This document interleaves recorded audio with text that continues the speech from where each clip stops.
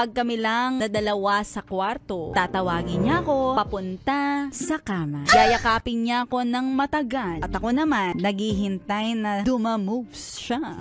For the past 4 weeks, wala kaming event. As in, jurot-jurot event. Kapag nagyayaya ako, wala siyang imik.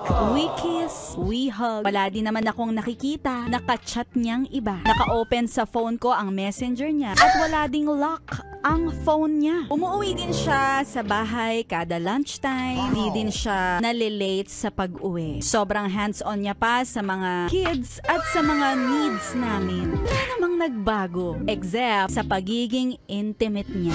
Sa ayoko kasi ng yakap-yakap lang. Tinanong ko siya kung naa-attract pa ba siya sa akin. Maganda ba ako? Nagagandahan naman daw siya sa akin. At naa-attract pa rin siya. Kapag kami lang na dalawa sa kwarto, tatawagin niya ako papunta sa kama. Yayakapin niya ako ng matagal. At ako naman, naghihintay na dumamoves siya. Pero ang susunod na mangyayari ay maririnig ko na lang na palakas ng palakas ang kanyang hilik.